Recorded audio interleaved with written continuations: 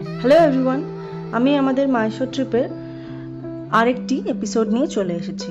Actually আমার typhoid হয়েছিল, ওই জন্য ভিডিও আসতে একটু দেরি হচ্ছিল, কিন্তু এখন সব ভিডিও পরপর আসবে। তো শুরু করি আজকে সকালটা দিয়ে। সকালের ব্রেকফাস্টে জায়গায় আমরা চলে গেছি। South Indian, north Indian, juice, cornflakes, দুধ, ফ্রুটস এগুলো ছিল। খুবই হেলদি অ্যান্ড টেস্টি একটি ব্রেকফাস্ট। তো হোটেলের রুফটপটাকে এরা ভীষণ সুন্দরভাবে কাজে লাগিয়েছে, ভীষণ সুন্দর ডেকোরেশন করেছে, অ্যান্ড কাছ থেকেই দেখা যাচ্ছে যে চামুন্ডি হিলস। তো খুব সুন্দর একটি প্লেস, আর খুব সুন্দরভাবে ইউটিলাইজ করা হয়েছে জায়গাটাকে। হ্যালো, আজকে ডে 2। আজকে আমাদের একটু দেরি হয়ে গেছে বেরোতে, তো আজকে আমরা বেরিয়ে পড়েছি। অ্যান্ড চলুন আজকে কী কী দেখবো আপনাদের সাথে সবটাই শেয়ার করব। তো দেখুন কী কী দেখা যায়। এটা আমার হাজব্যান্ড, অ্যান্ড ওটা আমার মা শাড়ি পরে। চলুন তাহলে দেখাই কোথায় কোথায় যাচ্ছি আপনাদের সাথে।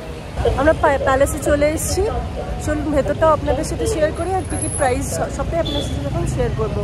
খুব রোদ, আমি ঠিক করে তাকাতে পারছি না, তো চলুন দেখা যাক।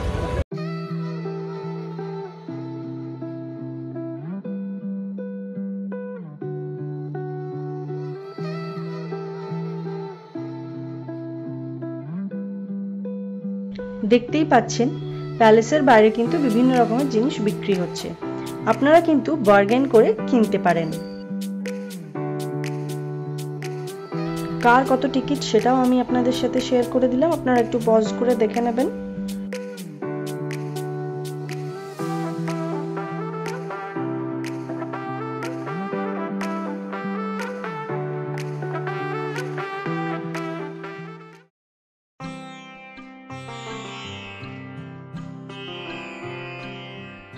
এই মাইসোর প্যালেসটি আম্বা ভিলাজ নামেও পরিচিত। এটি একটি ঐতিহাসিক প্রাসাদ। এটি পূর্ব ওয়াদিয়ার রাজবংশের সরকারি বাসস্থান। মাইসোর প্যালেসটি শহরের কেন্দ্রে পূর্ব দিকে চামুন্ডি হিলসের মুখোমুখি অবস্থিত। মাইসোর শহরটিকে প্রাসাদের শহরও বলা হয়। পুরনো প্যালেসটি কিন্তু কাঠের তৈরি ছিল, আর ওই কাঠের প্যালেসটি তৈরি করেছিল ইয়াদুরায়া ওয়াদিয়ার।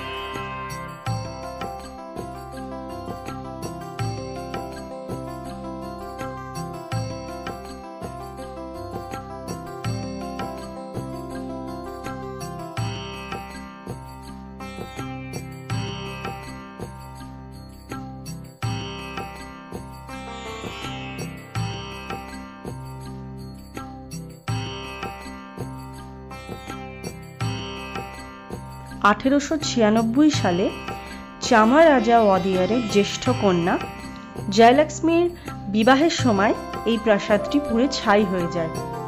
প্রাসাদটি তখন কাঠের ছিল। তারপর মহারাজা কৃষ্ণ রাজা ওয়াদিয়ার IV এবং তার মা একজন ব্রিটিশ আর্কিটেক্ট হেনরি আয়রনকে দায়িত্ব দিয়েছিল এই প্যালেসটি নতুন করে তৈরি করার। প্রায় 30 মিলিয়ন টাকা খরচা হয় এই প্যালেসটি তৈরি করতে।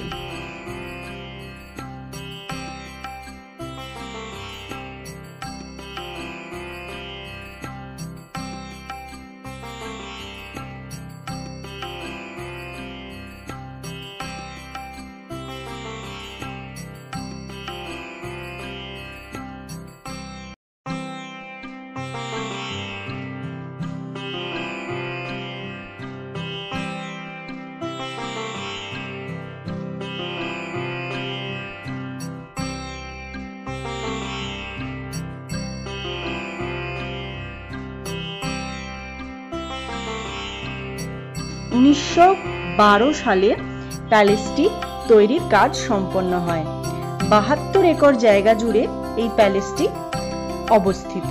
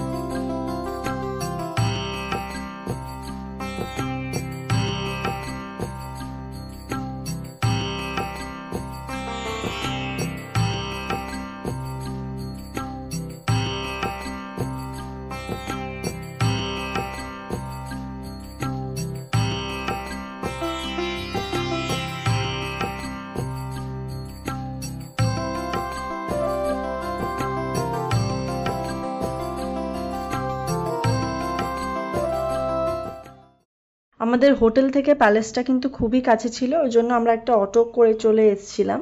পরের ডেস্টিনেশনগুলোতে কিন্তু আমরা লোকাল অটো বার্গেন করে বুক করেছিলাম, আপনারাও কিন্তু এটা করতে পারেন।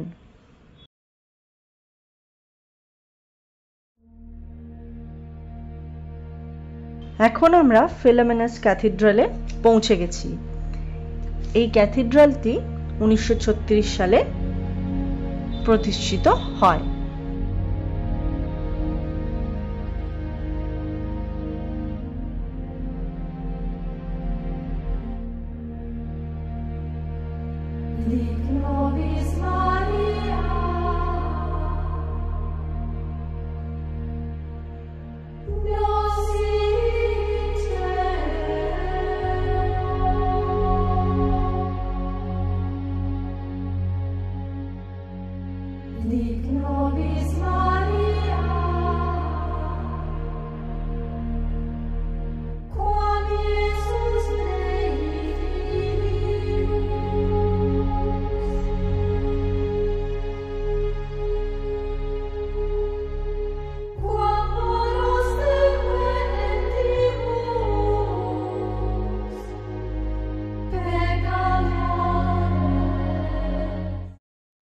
এরপরে আমরা সেম অটো করে, যে অটোটা আমরা বুক করেছিলাম সেই অটোটা করে আমরা যাচ্ছি শ্রীরঙ্গপট্টনাতে। শ্রীরঙ্গপট্টনা একটা সময় টিপু সুলতানের রাজধানী ছিল। পৌঁছে গেছি আমরা টিপু সুলতানের প্যালেসে। এটি একটি ভীষণ পিসফুল জায়গা, চারিদিকে সবুজ দিয়ে ঘেরা। এর এন্ট্রি করতে গেলে বাইরে থেকে কিউআর স্ক্যান করতে হয়, ডিটেলস অ্যান্ড আধার কার্ড নম্বর দিয়ে রেজিস্টার করতে হয়, তারপর আপনারা ঢুকে যেতে পারবেন।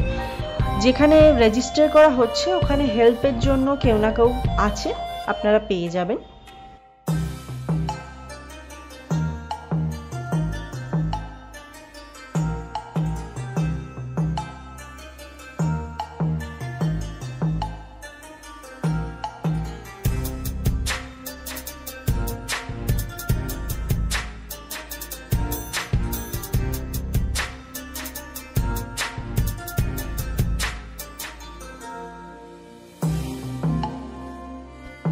চলুন ভেতরটাও ঘুরে দেখি।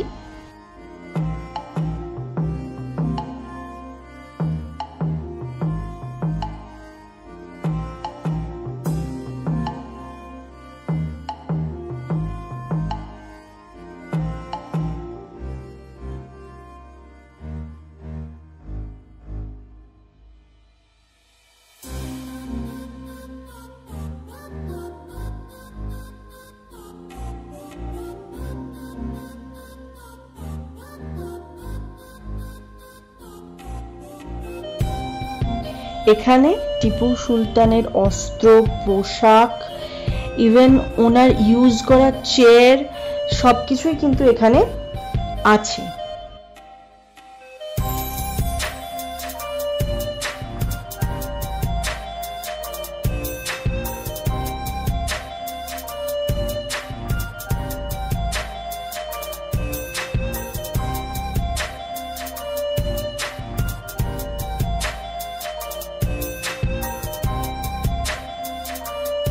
এবার আমরা যাচ্ছি টিপু সুলতানের মহলে এবং টিপু সুলতান যেখানে মারা গেছিল ওই স্পটটি দেখতে।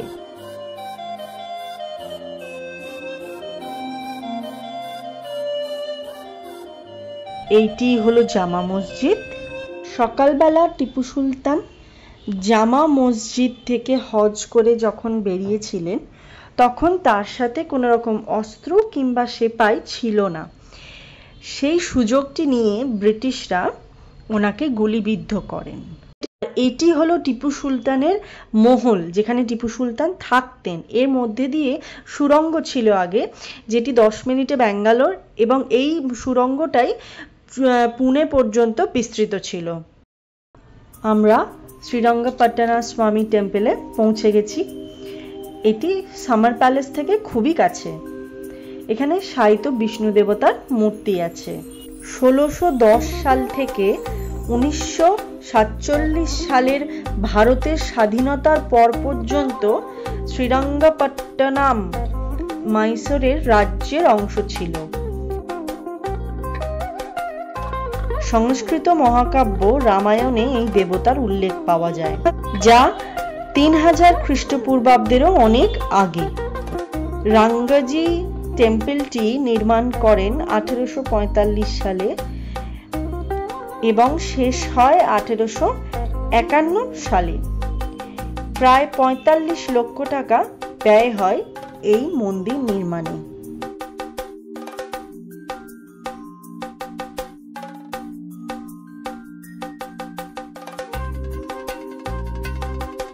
এটি চেন্নাইয়ের শেঠ রাধাকৃষ্ণ এবং শেঠ গোবিন্দ দ্বারা প্রতিষ্ঠিত হয়েছিল।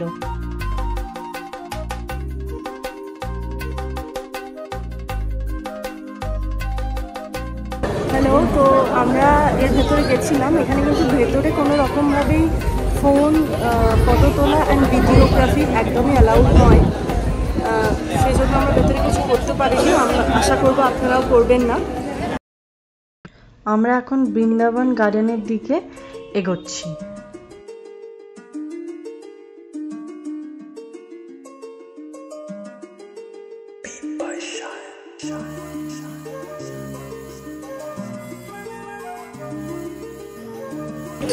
আমরা বৃন্দাবন গার্ডেনে চলে এসেছি। আর এখানে পার হেড 100 টাকা করে টিকিট। সেলফ সার্ভিস টিকিটের অপশনও আছে, আবার কাউন্টারও আছে।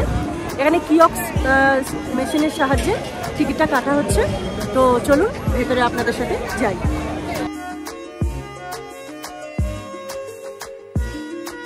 বৃন্দাবন গার্ডেনটা কিন্তু খুবই সুন্দর, খুব সুন্দর ফোয়ারা আছে, খুব সুন্দর গাছ এবং ফুলের বাগানের মতো আছে, খুবই সুন্দর। কিন্তু তাও আমি একটা কথা বলে রাখি, এটা আমি ঠিক বয়স্কদের জন্য রেকমেন্ড করব না, কারণ খুব হাঁটা, মানে অতিরিক্তই হাঁটা। আমার মাকে আমি নিয়ে গেছিলাম, তো মায়ের খুবই কষ্ট হয়েছে। ইভেন মা নয়, আমি আর আমার হাজব্যান্ডেরও ঠিক সেম প্রবলেমে আমরা ফেস করেছি। অতিরিক্তই হাঁটা। যদি হয় আমি বলবো কলকাতার ইকো পার্কে আপনারা যদি ঘোরেন, এর থেকে বেটার আপনারা দেখতে পাবেন।